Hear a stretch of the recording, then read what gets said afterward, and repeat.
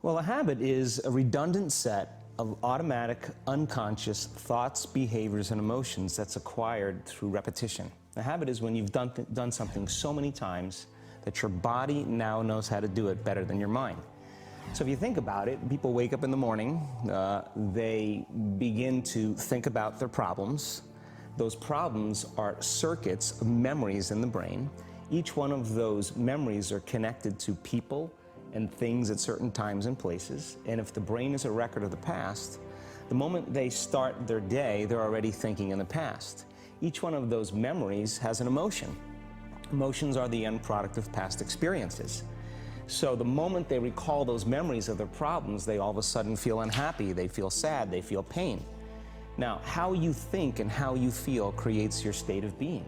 So the person's entire state of being when they start their day is in the past. So what does that mean? The familiar past will sooner or later be predictable future.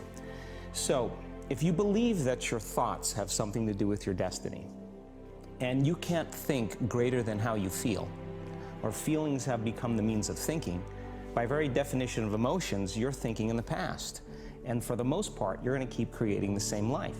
So then people grab their cell phone, they check their WhatsApp, they check their texts, they check their emails, they check Facebook, they take a picture of their feet, they post it on Facebook, they tweet something, they do Instagram, they check the news, and now they feel really connected to everything that's known in their life. And then they go through a series of routine behaviors. They get out of bed on the same side, they go to the toilet, they get a cup of coffee, they take a shower, they get dressed, they drive to work the same way, they do the same things, they see the same people, they push the same emotional buttons, and that becomes the routine, and it becomes like a program. So now they've lost their free will to a program, and there's no unseen hand doing it to them. So when it comes time to change, the redundancy of that cycle becomes a subconscious program. So now 95% of who we are by the time we're 35 years old is a memorized set of behaviors, emotional reactions, unconscious habits, hardwired attitudes, beliefs, and perceptions that function like a computer program. So then a person can say with their 5% of their conscious mind, I want to be healthy, I want to be happy, I want to be free. But the body's on a whole different program. So then how do you begin to make those changes? Well, you have to get beyond the analytical mind, because what separates the conscious mind from the subconscious mind is the analytical mind. And that's where meditation comes in, because you can teach people through practice how to change their brainwaves, slow them down. And when they do that properly, they do enter the operating system where they can begin to make some really important changes. So most people then wait for crisis or trauma or disease or diagnosis. They wait for loss, some tragedy to make up their mind to change. And my message is, why wait? And you can learn and change in a state of pain and suffering, or you can learn and change in a state of joy and inspiration. And I think right now, the cool thing is that people are waking up. That's really interesting, and where I found the deepest hooks into how powerful this can be for somebody is when you talk about trauma, and you've talked about how people experience a traumatic event, but they then basically rehearse it, and how that then has this knock-on effect. So what is that? Why do people find it so hard to get past trauma? The stronger the emotional reaction you have to some experience in your life, the higher the emotional quotient, the more you pay attention to the cause. And the moment the brain puts all of its attention on the cause, it takes a snapshot, and that's called a memory. So long-term memories are created from very highly emotional experiences. So what happens then is that people think neurologically within the circuitry of that experience, and they feel chemically within the boundaries of those emotions. And so when you have an emotional reaction to someone or something, most people think that they can't control their emotional reaction.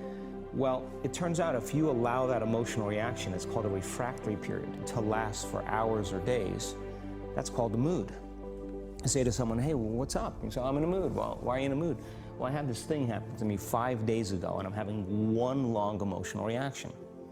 If you keep that same emotional reaction going on for weeks or months, that's called temperament. Why is he so bitter? I don't know, let's ask him. Why is he so bitter? Why are you bitter? Well, I had this thing happen to me 9 months ago. And if you keep that same emotional reaction going on for years on end, that's called a personality trait. And so learning how to shorten your refractory period of emotional reactions is really where the work starts. So then people, when they have an event, what they do is they keep recalling the event, because the emotions of stress hormones, the survival emotions, are saying pay attention to what happened because you want to be prepared if it happens again. Turns out most people spend 70% of their life living in survival and living in stress. So they're always anticipating the worst case scenario based on a past experience. And they're literally, out of the infinite potentials in the quantum field, they're selecting the worst possible outcome, and they're beginning to emotionally embrace it with fear. And they're conditioning their body into a state of fear. Do that enough times, body has a panic attack without you. You can't even predict it because it's programmed subconsciously. So then you say to the person, why are you this way? And they'll say, I am this way because of this event that happened to me 15 or 20 years ago. And what that means from a biological standpoint is that they haven't been able to change since that event. So then the emotions from the experience tend to give the body and the brain a rush of energy. So people become addicted to the rush of those emotions, and they use the problems and conditions in their life to reaffirm their limitation, so at least they can feel something. So now when it comes time to change, you say to the person, why are you this way? Well, every time they recall the event, they're producing the same chemistry in their brain and body as if the event is occurring, firing and wiring the same circuits and sending the same emotional signature to the body. Well, what's the relevance behind that? Well, your body is the unconscious mind. It doesn't know the difference between the experience that's creating the emotion and the emotion that you're creating by thought alone. So the body's believing it's living in the same past experience 24 hours a day, 7 days a week, 365 days a year. And so then when those emotions influence certain thoughts, and they do, and then those thoughts create the same emotions, and those same emotions influence the same thoughts, now the entire person's state of being is in the past. So then the hardest part about change is not making the same choices you did the day before, period. And the moment you decide to make a different choice, get ready, because it's going to feel uncomfortable. The bigger thing is that we keep firing and wiring those circuits. They become more hardwired. So you have a thought and then the program runs. But it's the emotion that follows the thought. If you have a fearful thought, you're going to feel anxiety. The moment you feel anxiety, your brain's checking in with your body and saying, yeah, you're pretty anxious. So then you start thinking more corresponding thoughts equal to how you feel.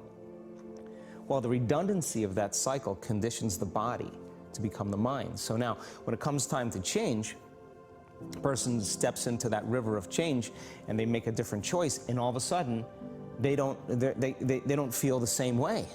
So the body says, well, you've been doing this for 35 years. You're going to just stop suffering and stop feeling guilty and stop feeling shameful, and you're not going to complain or blame or make excuses or feel sorry for yourself. Well, the body's in the unknown. So the body says, I want to return back to familiar territory. So the body starts influencing the mind, and it says, start tomorrow. You're too much like your mother. You'll never change. This isn't going to work for you. This doesn't feel right. And so if you respond to that thought as if it's true, that same thought will lead to the same choice, which will lead to the same behavior, which will create the same experience, which will produce the same emotion. I want to talk about that notion of, give me a little more detail on what you mean by the body becomes the mind, or the unconscious mind. What do you mean by that exactly? Well, those are two different things. Your body is your unconscious mind. In a sense, if you're sitting down and you start thinking about some future worst-case scenario that you're conjuring up in your mind, and you begin to feel the emotion of that event, your body doesn't know the difference between the event that's taking place in your world, outer world, and what you're creating by emotion or thought alone. So most people then, they're constantly reaffirming their emotional states. So when it comes time to give up that emotion, they can say, I really want to do it, but really the body is stronger than the mind because it's been conditioned that way. So the servant now has become the master. And the person all of a sudden, once they step into that unknown, they'd rather feel guilt and suffering because at least they can predict it. Being in the unknown is a scary place for most people because the unknown is uncertain. You know, people say to me, well, I can't predict my future. I'm in the unknown, and I always say the best way to predict your future is to create it. Not from the known, but from the unknown. What thoughts do you want to fire and wire in your brain? What behaviors do you want to demonstrate in one day? The act of rehearsing them mentally, closing your eyes, and rehearsing the action. Rehearsing the reaction of what you want, or the action? Yeah, the action of what you want. By closing your eyes and mentally rehearsing some action. If you're truly present, the brain does not know the difference between what you're imaging and what you're experiencing in 3D world. So then you begin to install the neurological hardware in your brain to look like the event has already occurred. Now, your brain is no longer a record of the past. Now it's a map to the future. And if you keep doing it, priming it that way, the hardware becomes a software program. And who knows, you just may start acting like a happy person. And then I think the hardest part is to teach our body emotionally what the future will feel like ahead of the actual experience. So what does that mean? You can't wait for your success to feel empowered. You can't wait for your wealth to feel abundant. You can't wait for your new relationship to feel love, or your healing to feel whole. I mean, that's the old model of reality of cause and effect, you know, waiting for something outside of us to change how we feel inside of us. And when we feel better inside of us, we pay attention to whoever or whatever caused it. But what that means then is that from the Newtonian world is that most people spend their whole life living in lack, waiting for something to change out there. What do you mean the Newtonian world? The Newtonian world is all about the predictable. It's all about predicting a future. But the quantum model of reality is about causing an effect. The moment you start feeling abundant and worthy, you are generating wealth. The moment you're empowered and feel it, you're beginning to step towards your success. The moment you start feeling whole, your healing begins. And when you love yourself and you love all of life, you'll create an equal. Now you're causing an effect. And I think that's the difference between living as a victim in your world, saying, I am this way because of this person or that thing or this experience. They made me think and feel this way. When you switch that around, you become a creator of your world, and you start saying, my thinking and my feeling is changing an outcome in my life. And now, that's a whole different game, and we start believing more that we're creators of reality. So how do we go from, okay, I have this negative emotion, it's controlling my life, it's got me in this cycle of, I think about this emotion, which triggers a chemical reaction, which trains my body to feel that way, which makes it easier, more likely I will do it again, and so now I'm in this vicious cycle. And it's unconscious. Right, and you said, does your thinking create your environment, or does your environment create your thinking, which I thought was really, really interesting.